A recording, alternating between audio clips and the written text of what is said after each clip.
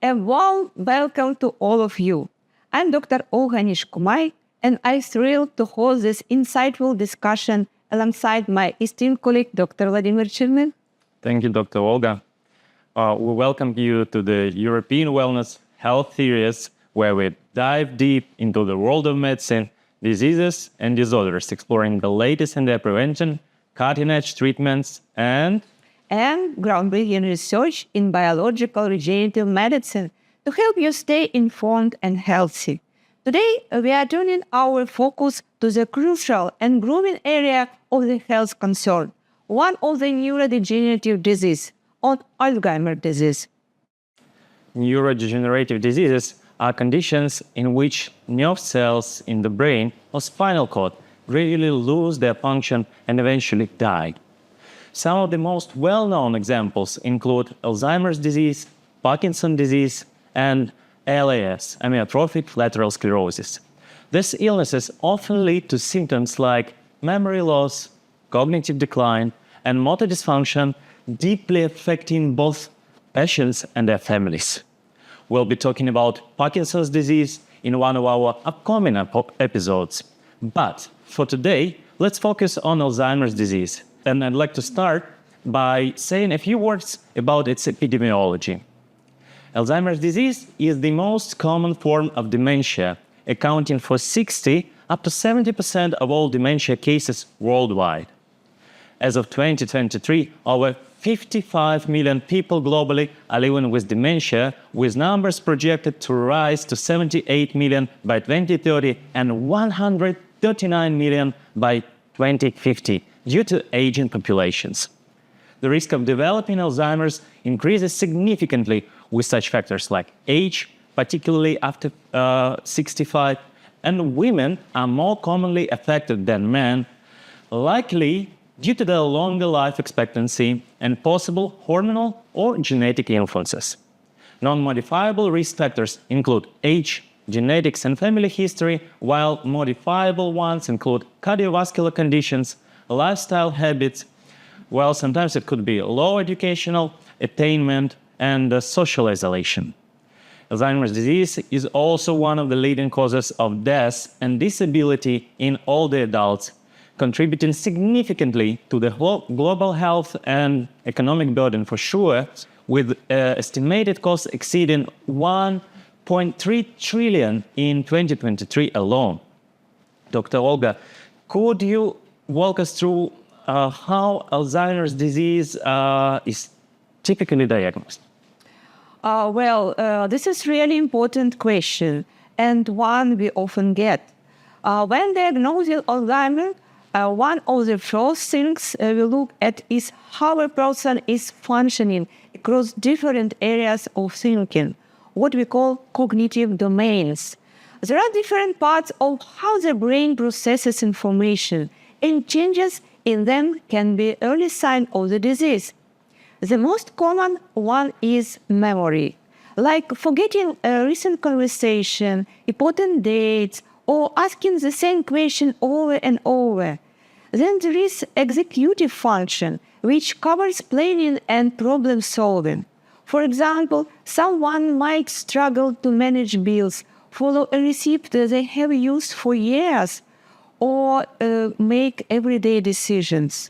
Language can also be affected. People may have trouble finding words or naming familiar objects, which can be frustrating for both them and their loved ones. We also look at social spatial skills. That is about understanding space and direction. It might show us as getting lost of familiar places or putting things in odd spots. And lastly, mood and behavior often change. Someone who was once social might become withdrawn, anxious, or easily irritated. There is no single test for Alzheimer's. It's a combination of clinical assessment, cognitive testing, medical history, and sometimes scans and lab tests to rule out other causes. But spotting these changes across several domains is often the first clue that something more serious may be going on. One simple but surprisingly effective tool we use during cognitive assessment is the clock drawing test. It might seem basic at first. Patients are asking to draw the clock, place all the numbers correctly, and send their hands to the specific time, like 10 past 11. But this small task actually requires a combination of several brain functions. To do it correctly, a person needs to understand instruction, recall how a clock looks, use their visual spatial skills to place the number evenly, and apply executive function to play the execute or the drawing. When someone has easily Alzheimer's or another form of dementia, we often see clear difficulties. Numbers might be crowded on the one side, places in the wrong order, or the clock hands might be missing or pointing to the wrong time.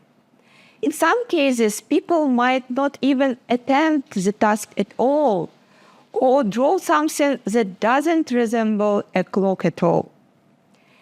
It's not a stand-alone diagnostic tool, but it's a quick and non-invasive way to spot red flags. Combined with the other cognitive tests, it helps us build a clear picture of how a patient's brain is functioning. That's a great explanation, Dr. Olga. And I think it is so much crucial for us to remember to our viewers what thin is a memory, just because we don't really think about it too much. But as I told you, remember the other day about this quote about the Alzheimer's, that's one of the ladies who used to be a sportsman, like in the old times. And then she got dementia. She came up with this quote that Alzheimer's is something like as if you were going through the sandy beach or building the sandy castles, and they were removing with the sea every other time, just because it's removes and washes out anything you have on your head. So yeah, I think it's pretty much important to have it and to understand some simple things, to understand the basics. And it's fascinating how such simple thing like drawing a clock can reveal so much. And when we discuss the progression of Alzheimer's disease, we usually distinguish 6 clinical stages. This ranges from no cognitive impairment to very severe decline. In the early stages, symptoms are subtle, like only slight forgetfulness or difficulty with complex tasks. But as the disease progresses, we see increasing problems with communication, orientation, and eventually the ability to perform basic daily activities. However, it is necessary to remember that the appearance of clinical symptoms is already far advanced stage of the disease, which can be caused, for example, by the accumulation of pathological tau protein in the brain structure.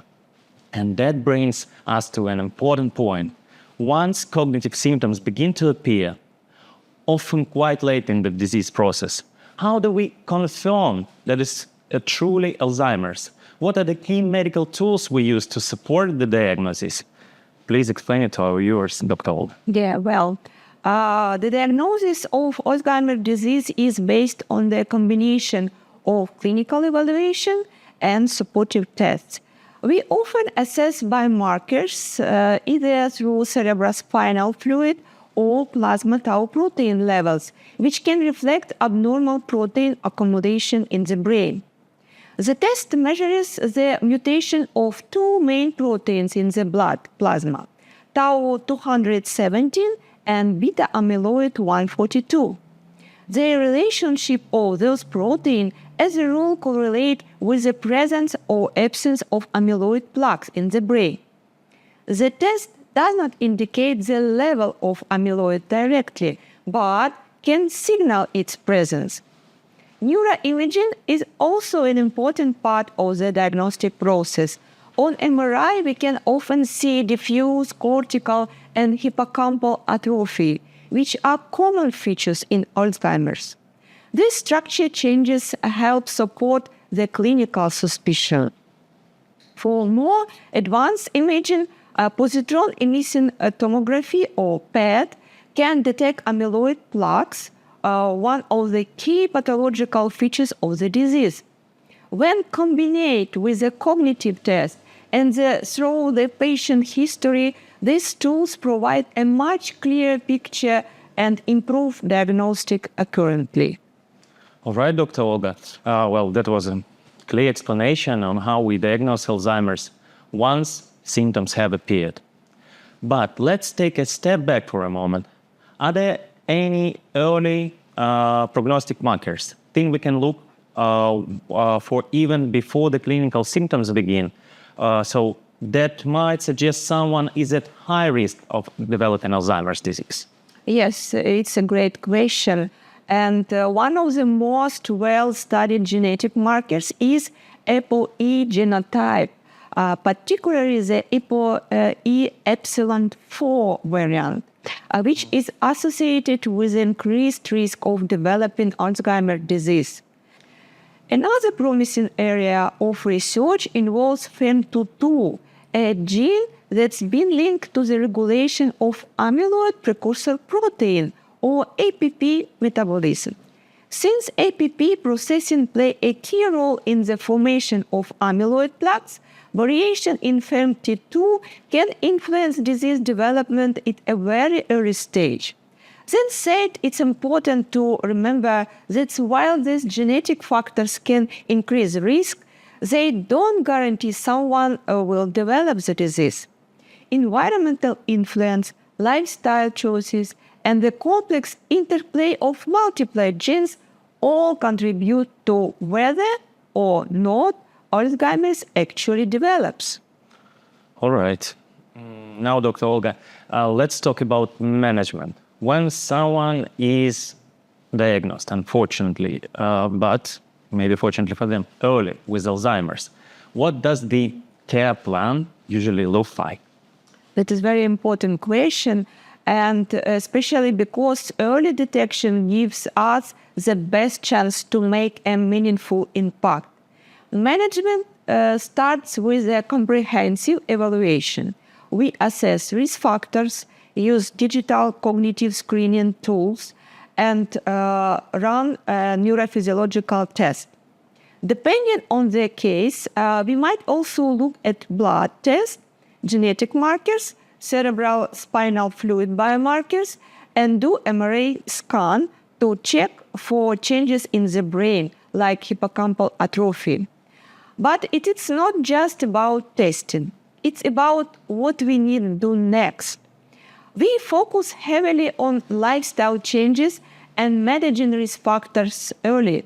Things like improving sleep, encouraging a balanced diet, and staying mentally and socially active can really help. Then we look at treatment options. This includes disease-modified therapies, which aim to slow down the progression, but symptomatic treatments to help with things like memory, mood, and daily functioning. And of course, supporting both the patient and their caregivers through the education, emotion support, and structured care is a huge part of the plan.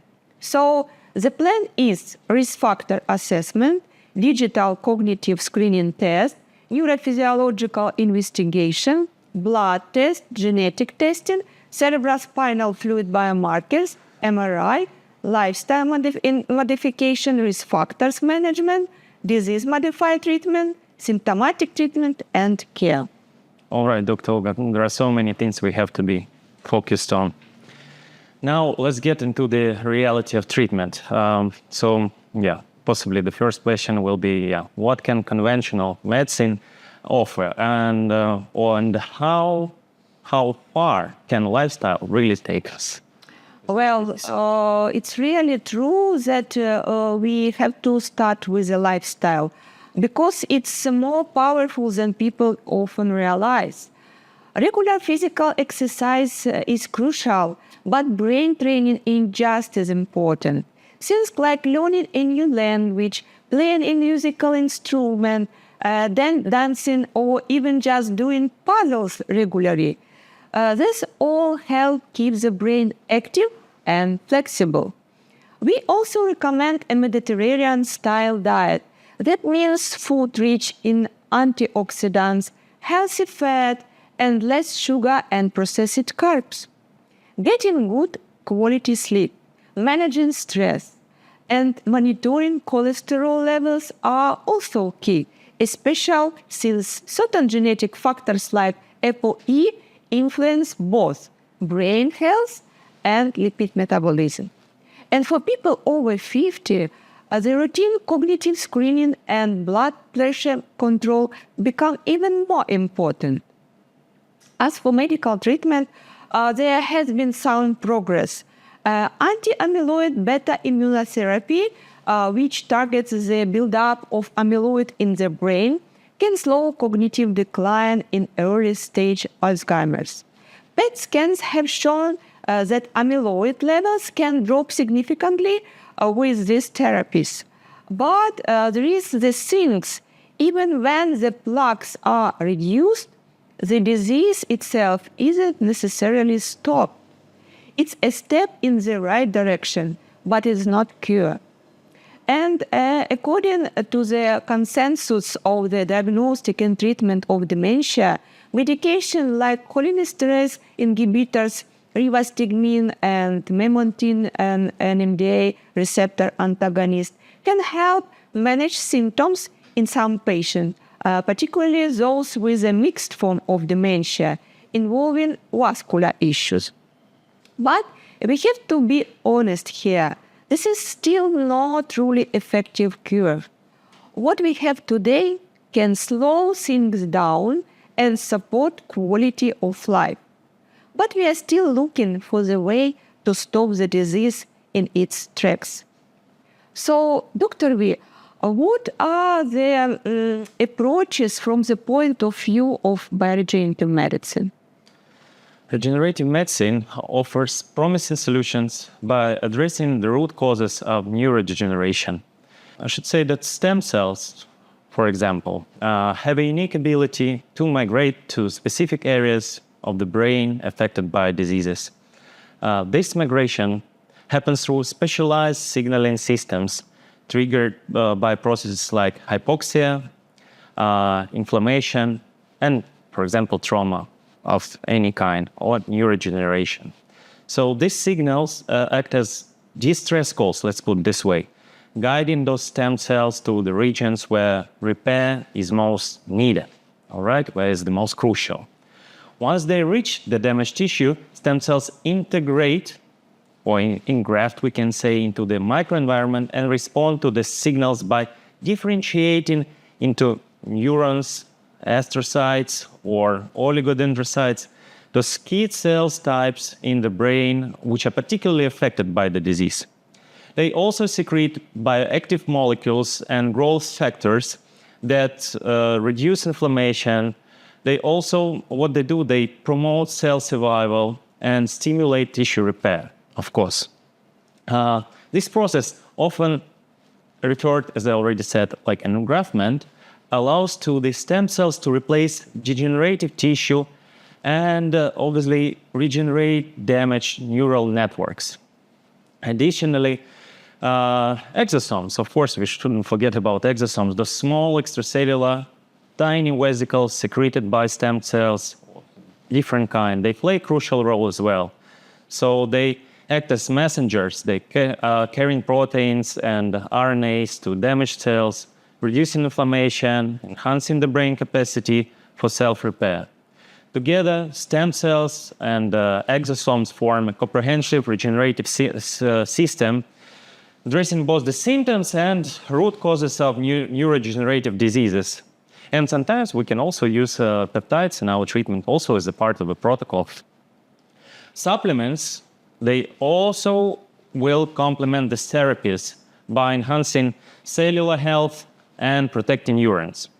For example, we do advise to our patients NMN cell revitalizer that boosts NAD plus levels, which is crucial for DNA repair and energy metabolism. Certain supplements, like, for example, NeuroHealth from Swiss Natura brand, reduces neuroinflammation with plant-derived ingredients like lychee mushrooms and 5-leaf ginseng, while Nootropic Plus blend from the same brand can improve memory effectively, as well as mental clarity and blood flow to the brain, which is important as well. Pea Evolution is another essential supplement which contains placenta and some other ingredients as well. It's also enriched with coenzyme Q10, which is especially valuable for mitochondrial energy production and reducing oxidative stress. And if we can recall that mitochondrial energy production is pretty much low and malfunctioning in this particular disease, that is why we also need to add it in the protocol. While Immunovit, which contains combination of vitamin D and K, it strengthens immunity and supports brain and nerve health. At the same time, and I'm a big fan of this supplement as well, it's MF3's Longevity Essentials Pro is a must with its rich source of polyphenols and antioxidants. So it targets oxidative stress and aids in early intervention for different kind of neurodegenerative conditions, because all of the ingredients of this therapeutic tool work synergistically as a precursor for the brain neurotransmitters. So the neurodegenerative diseases are challenging, but with early diagnosis, lifestyle modification, regenerative medicine, and advanced supplements, there are really potential for improved outcomes. I encourage you, or probably your relatives, whoever has a kind of, or possibly can develop any kind of neurodegenerative disease, to consult a healthcare professional to explore personalized treatment options. And it's been our pleasure, and thank you for joining us today. If you found this discussion insightful, please like, share, and subscribe to stay updated. Don't hesitate to leave your questions below. We are here to help. Thank you so much. Take care, stay informed, and stay healthy.